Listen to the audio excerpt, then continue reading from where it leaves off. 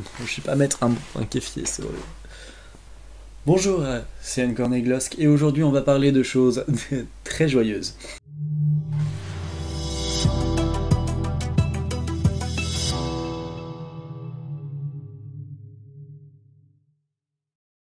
Alors comme je l'ai dit en introduction, aujourd'hui on se retrouve pour parler du mois des fiertés qui correspond du coup au mois de ce que les gens appellent régulièrement la Gay Pride ou maintenant plus simplement la Pride et surtout en français en fait la marche des fiertés. Du coup oui, sur les raisons de pourquoi faut continuer à faire la Pride, qu'il faut continuer de la faire de cette manière.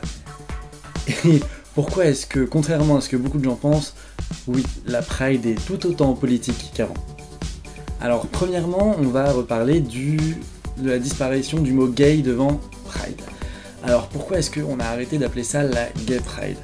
Ça revient à la même raison pour laquelle on arrête petit à petit d'utiliser le terme d'homophobie pour les cas généraux d'LGBT-phobie. En fait, les termes homophobie, gay pride, etc.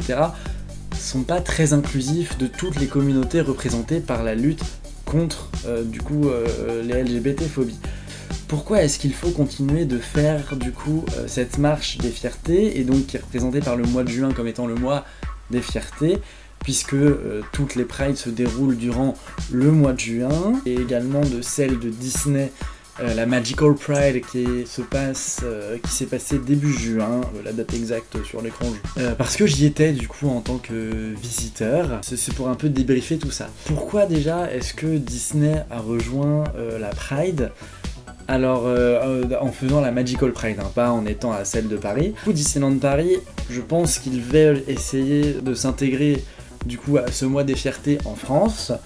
Mais au vu des réactions que le sujet suscite chez certains connards de la manif pour tous, et je suis désolé, il n'y a que ces mots-là qu'on peut utiliser pour cette bande de cons, Disney essaye à mon avis de prendre la température locale pour voir si s'intégrer à la Pride ce serait bien vu ou pas, et pour l'instant ça a l'air de plutôt bien se passer puisqu'ils ont fait du coup déjà l'année dernière une soirée Magical Pride, puis une deuxième cette année et une troisième arrive dès l'année prochaine. D'ailleurs la date vient d'être publiée, donc où il y a du coup une marche sous forme de parade durant la soirée. C'est une soirée en fait où le parc Walt Disney Studios est privatisé et où du coup les attractions sont ouvertes, il y a un concert et il y a une parade. C'est d'ailleurs ce qui m'a permis de faire Crush's Coaster complètement bourré.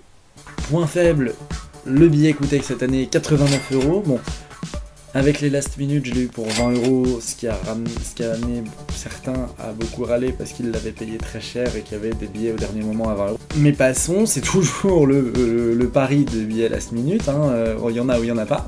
Quand j'avais été du coup à cette Magical Pride, c'était vraiment quelque chose de sympa, parce que les concerts, bon en soi c'était pas des artistes connus, mais ça animait plutôt pas mal la soirée, les gens dansaient, rigolaient, parlaient, enfin voilà, c'était une fête. Il y avait un bar avec des shooters, de la bière, il me semble qu'il y avait peut-être des coupes de champagne si je me rappelle bien. Même si la parade faisait un peu cheap et cliché avec la musique This Is Love de Tonya Kelly, si je dis pas un mauvais nom. Mais... Et ensuite, du coup, pendant tout le mois du juin, se sont déroulées toutes les prides françaises, pas que d'ailleurs, hein, mais du coup, j'ai pas regardé ce qui s'était vraiment passé à l'international. Et du coup, avec la particularité cette année que c'était les 50 ans de Stonewall. Alors qu'est-ce que Stonewall? On peut considérer que c'est un peu la première Pride qui aurait pu avoir lieu, mais sous une forme totalement différente. En effet, Stonewall, c'est quelque chose qui s'est passé du coup il y a 50 ans. Du coup, pour célébrer le demi-siècle de cet événement, puisque ça a mené à la toute première manifestation pour de la défense des droits homosexuels et du coup par extension ensuite tout ce qui est droit lié à l'orientation sexuelle et au genre, Les prides de cette année se sont toutes organisées sur le fond Stonewall, comme on a pu le voir du coup à la Pride de Paris, parce que j'y étais avec l'association Stop Homophobie. On a pu voir, il y avait vraiment la patte de Stonewall, etc. Donc certes, au moment de Stonewall, c'était une manifestation pure et dure, dans le sens manif, etc.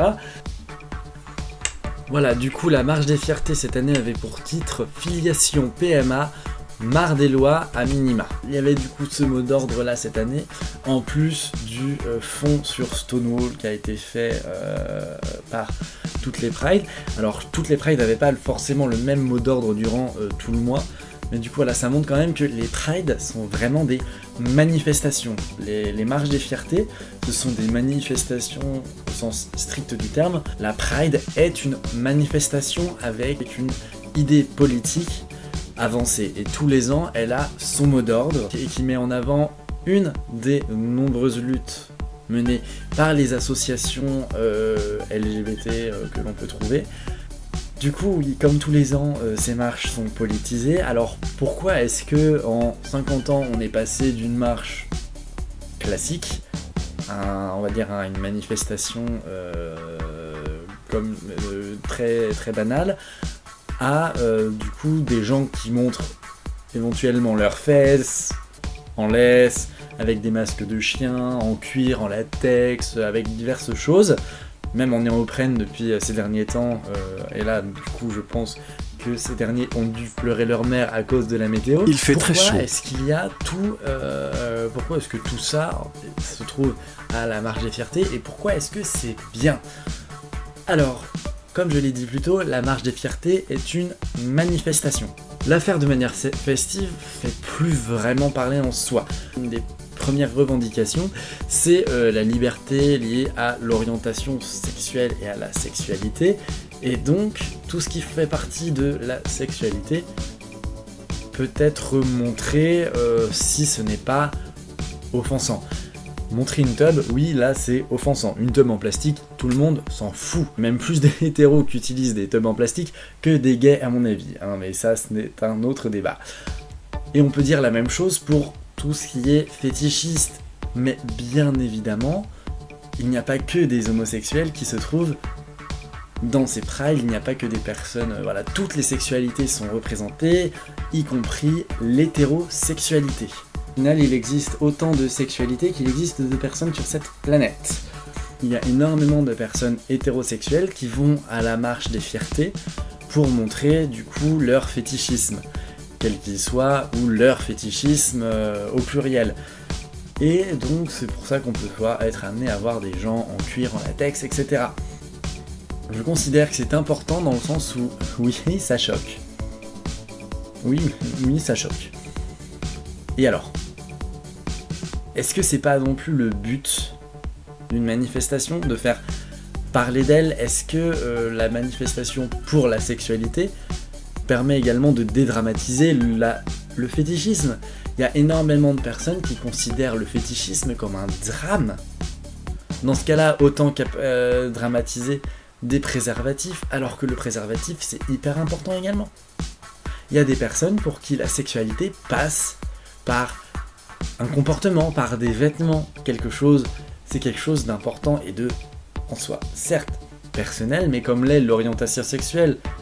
Une personne va pas dégueuler sur tous les toits qu'elle est fétichiste du latex, comme une personne ne va pas gueuler sur tous les toits qu'elle est homosexuelle, quoique certains le font. Mais ça encore, c'est un autre débat, un truc.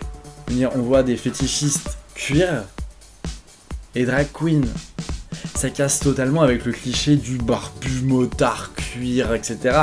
Simplement parce que tout le monde peut être attiré finalement par ces fétichismes-là, ces différents côtés de la sexualité qui sont pas quelque chose de grave ou de dramatique.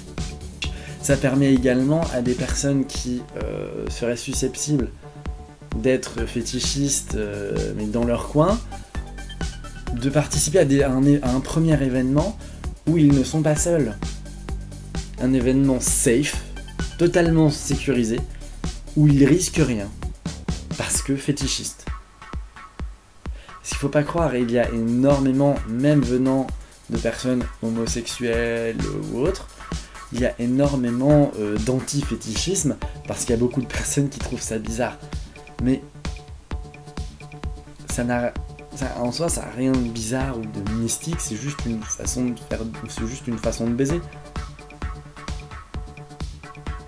Être fétichiste, c'est pas un choix non plus. Mais c'est pas être taré. Je vois pas en quoi c'est être fou que d'être fétichiste. Bon, voilà, je faisais cette petite vidéo vite fait, pas vraiment préparée, mais à la fin de la Pride Month et du mois de juillet par ailleurs, parce que je suis très long pour réagir sur des trucs, une vidéo pas vraiment écrite, et je pense que ça s'est vu dans la construction et dans ce que je me suis étalé. Et d'ailleurs, spécialement avant la Pride, je l'ai fait à ce moment-là. J'ai percé mon grenier. J'espère sincèrement que les personnes qui n'ont pas compris auront plus ou moins compris l'objectif de la Pride grâce à cette vidéo. J'espère que cette vidéo vous aura plu. Et si tu souhaites continuer à voir des vidéos tous les 6 mois, je te propose de t'abonner à ma chaîne. Et je te souhaite une agréable journée, soirée, en fonction de l'heure à laquelle tu regardes cette vidéo. Allez, au revoir.